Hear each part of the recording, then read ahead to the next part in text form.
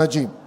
Together, let us rise, let us lead, and let us leave behind a legacy not of pollution but of power with a sense of purpose.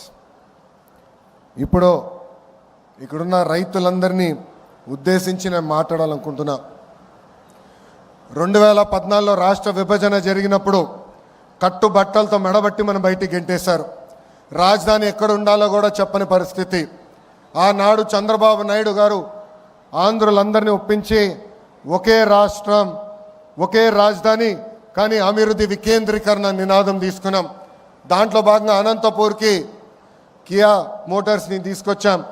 ఆనాడే అనంతపూర్ జిల్లాకి Jackie లాంటి పరిశ్రమలు తీసుకొచ్చాం. ఏకంగా అనంతపూర్ కర్నూలు జిల్లాని renewable energy హబ్గా తీర్చిదిద్దాల లక్ష్యంతో అడుగులు వేసాం, పునాదులు వేసాం. కానీ ఒక్క అవకాశం అన్న మాట ఎన్ని గడిచిన 5 సంవత్సరాలు రాష్ట్రం దారి తప్పింది. దానివల్ల తీవ్రంగా నష్టపోయింది ఆంధ్ర యువకులు. ఎక్కడ ఉద్యోగాలు ఉపాధి లేని పరిస్థితి. చాలామంది నన్ను అడిగారు, 5 సంవత్సరాలు మనం ఇబ్బంది పడ్డాం, మన దగ్గర బెంగళూరు లేదు, చెన్నై లేదు, హైదరాబాద్ లేదు, మన పరిస్థితి ఎలా ఉంటుందని. ఆనాడే వాళ్ళందరూ చెప్పా, మన దగ్గర ఒక బ్రాండ్ ఉంది, ఆ బ్రాండే గౌరవ ముఖ్యమంత్రి చంద్రబాబు నాయుడు గారు. ఈరోజు సిన్హా గారు ఇంత దూరం వచ్చి ఈ ప్రాజెక్ట్ ఆంధ్ర రాష్ట్రంలో పెడుతున్నారంటే దానికి కారణం మన బ్రాండ్ బాబు.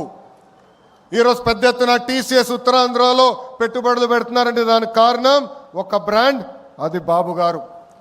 ఇట్లా పెద్ద ఎత్తున పెట్టుబడులు తీసుకొస్తున్నాం. గౌరవ మంత్రి గారు ఇప్పుడే చెప్పినట్లు బాబు సూపర్ 6లో తొలి హామీ 20 లక్షల ఉద్యోగాలు కల్పిస్తామని. దాంట్లో భాగంగా ఈ ప్రాజెక్ట్ మన ప్రాంతాన్ని తీసుకొచ్చాం. వెనుకబడిన రాయలసీమ జిల్లాకి ఈరోజు తీసుకొస్తాం జరుగుతుంది.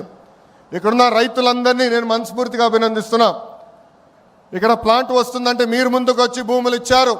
తద్వారా కనీసం 10,000 మందికి స్థానిక యువకులకి ఉద్యోగాలు ఉపాధి కల్పించే బాధ్యత తెలుగుదేశం పార్టీ తీసుకుంటుంది. గౌరవ ముఖ్యమంత్రి గారు ఒక టార్గెట్ పెడితే మేము అందరం సీరియస్గా తీసుకుంటాం. 78 గిగావాట్లు ఏకంగా ఆంధ్ర రాష్ట్రానికి తీసుకురావాలని చెప్పారు. విద్యాశాఖ మంత్రిగా నేను అధికారులకు ఆదేశాలు జారీ చేశాను. కంపెనీలతో సెంటర్ ఆఫ్ ఎక్సలెన్స్ ఏర్పాటు చేశాం.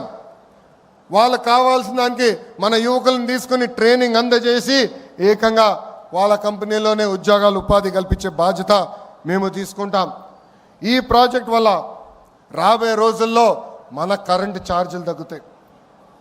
గడిచిన 5 సంవత్సరాలు 1 మెగావాట్ కూడా రాలేదు, 1 బ్యాటరీ స్టోరేజ్ సిస్టమ్ రాలేదు. గడిచిన 5 సంవత్సరాలు వాళ్ళు చేసిన తప్పుల వల్ల ఈరోజు మనందరం ఏకంగా భారం పడుతుంది, మన పైన పడింది. మనం డబ్బులు చెల్లించాల్సిన పరిస్థితి వస్తుంది. అందుకే ఇలాంటి ప్రాజెక్టులు తీసుకొచ్చి కరెంటు ఛార్జీలు తగ్గించే లక్ష్యంతో మీ ప్రభుత్వం పనిచేస్తుందని ఈ సభాముఖంగా తెలుపుతున్నా. మన నేలపై జనరేట్ చేస్తున్న కరెంట్ ఏకంగా ఆంధ్ర రాష్ట్రానికి కాదు, మొత్తం భారతదేశానికి మన ఆంధ్ర రాష్ట్రం అందించబోతుంది. గౌరవ ప్రధానమంత్రి నరేంద్ర మోడీ గారు ఒక విజన్, ఒక సంకల్పంతో పనిచేస్తున్నారు. మనం చూసాం, ఉగ్రవాదులు మన భూభాగంలోకి వచ్చి అమాయకులను చంపారు. ఢిల్లీలో ఎంత పని ఉన్నా